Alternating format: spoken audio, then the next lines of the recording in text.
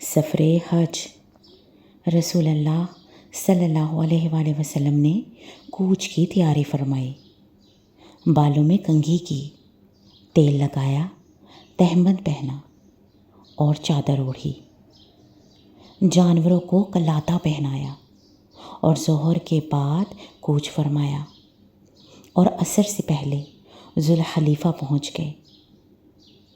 وہاں عصر کی نماز 2 رکعت پڑھی اور رات بھر خیمہ زن رہے۔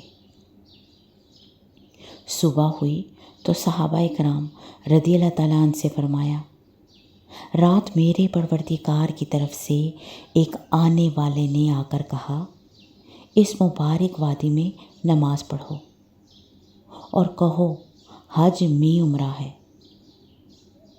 پھر ظہر کی نماز سے پہلے آپ صلی اللہ علیہ وآلہ وسلم نے احرام کے لیے غسل فرمایا۔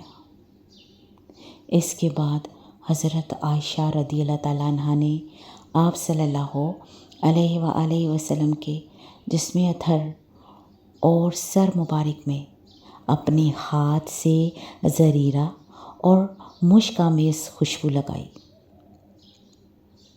خوشبو کی چمک آپ صلی اللہ علیہ وآلہ وسلم کی مانگ اور داڑھی میں دکھائی پڑتی تھی،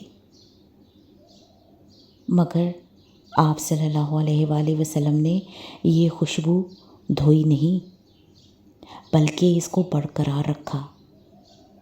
پھر اپنا تہمت پہنا، چادر اوڑھی اور 2 رکعت ظہر کی نماز پڑھی۔ اس کے بعد مصلی ہی پر حج اور عمرہ دونوں کا ایک ساتھ احرام باندھتے ہوئے صدائے لبیک بلند کی۔ پھر باہر تشریف لائے، کسوہ اونٹنی پر سوار ہوئے اور دوبارہ صدائے لبیک بلند کی۔ اس کے بعد اونٹنی پر سوار کھلے میدان میں تشریف لے گئے تو وہاں بھی لبیک پکارا۔ اس کے بعد آپ صلی اللہ علیہ وآلہ وسلم نے اپنا سفر جاری رکھا۔ ہفتہ بھر جب آپ صلی اللہ علیہ وآلہ وسلم سر شام مکہ کے قریب پہنچے تو ذی طویٰ میں ٹھہر گئے، وہیں رات گزاری اور فجر کی نماز پڑھ کر غسل فرمایا۔ پھر مکہ میں صبح ایک دم داخل ہوئے۔ یہ اتوار 2 ذی الحجہ یعنی کہ 10 سن ہجری کا دن تھا۔ راستے میں 8 راتیں گزری تھیں۔ اوسط رفتار سے اس مسافت کا یہی حساب ہے۔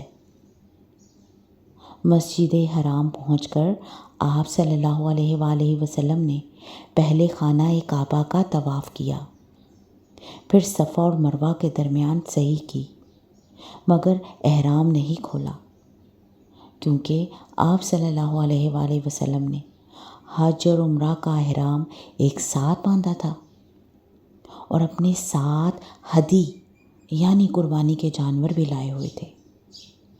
تو طواف اور سعی سے فارغ ہو کر آپ صلی اللہ علیہ وآلہ وسلم نے بالائی مکہ میں حجون کے پاس قیام فرمایا، لیکن دوبارہ طواف حج کے سوا کوئی اور طواف نہیں کیا۔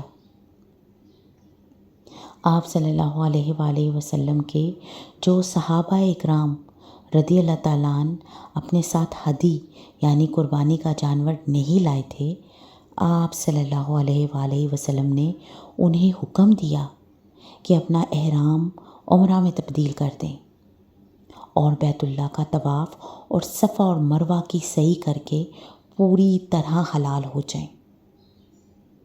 لیکن چونکہ آپ صلی اللہ علیہ وآلہ وسلم خود حلال نہیں ہو رہے تھے، اسی لیے صحابہ اکرام رضی اللہ تعالیٰ عنہ کو تردد ہوا۔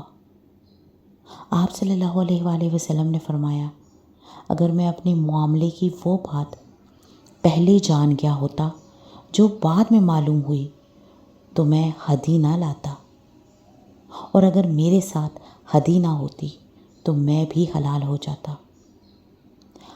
آپ صلی اللہ علیہ وآلہ وسلم کا یہ ارشاد سن کر صحابہ اکرام رضی اللہ تعالیٰ عنہ نے سر اطاعت خم کر دیا، اور جن کے پاس ہدی نہ تھی وہ حلال ہو گئے۔